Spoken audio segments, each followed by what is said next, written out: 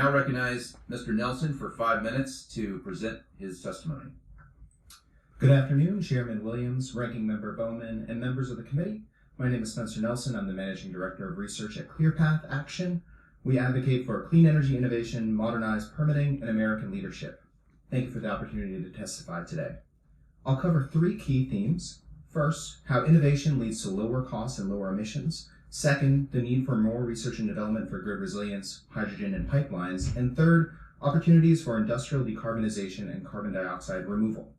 American ingenuity has driven down the costs of natural gas and renewable technologies over the last decade, all of which now provide affordable clean energy.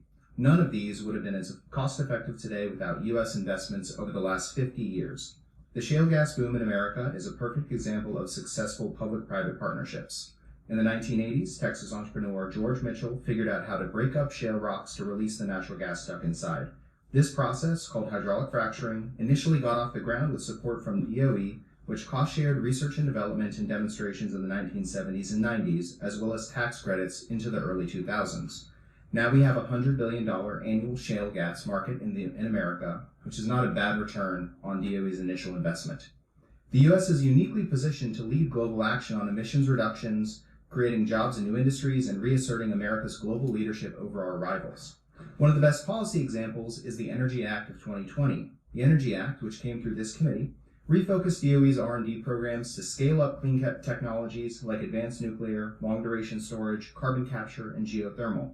Many of these programs were later funded in the bipartisan infrastructure law and are now being implemented by DOE. So far, DOE has awarded over $7 billion across 37 demonstration projects, and there's still $55 billion remaining to be awarded. Another important bipartisan law was the CHIPS and Science Act, which invested in basic science, technology transfer, and low-emission steel research and development. And while the Energy Act and CHIPS and Science are each significant, today's 3 important topics of grid security, hydrogen, and pipelines still require additional legislation. The power system in the U.S. consists of more than 7,000 power plants, with millions of miles of power lines, which ultimately connect 145 million customers. The bulk of that system is over 40 years old, and threats to the system continue to grow.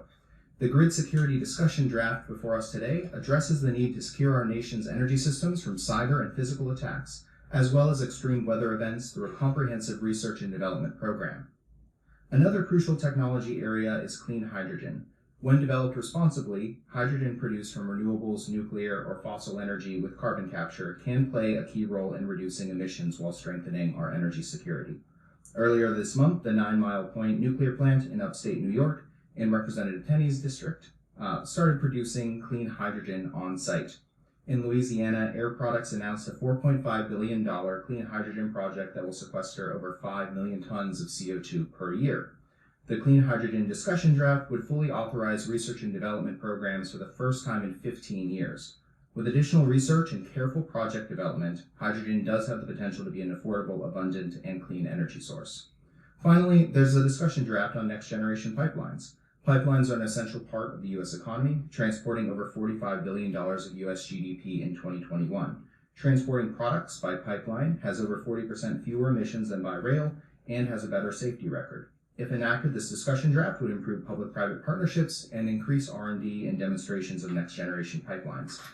In addition to today's bills, this committee should also consider policies for industrial processes like cement and concrete, as well as novel carbon dioxide removal technologies. Globally, emissions from cement production are higher than the entire nation of India. So smart new R&D policies could be a win-win, creating jobs here at home while positioning the U.S. as one of the most carbon-efficient cement producers in the world. Recently enacted policies like the Super Act will develop low-emission steel, and similar legislation would help the cement and concrete sector as well. Since cement naturally releases carbon dioxide during the production process, its emissions cannot be eliminated through renewable energy alone. We need new legislation to explore the full variety of R&D options available. And even with these exciting innovations, most climate projections still call for carbon dioxide removal from the air. Globally, that could mean that we need more than 10 gigatons of carbon dioxide removed per year by 2050. One bill that would help carbon removal is the CREST Act, which was introduced last Congress. The CREST Act includes R&D expansions into new areas of technology, as well as a carbon removal commercialization program. To conclude, This committee has an incredible record of bipartisanship in clean energy innovation.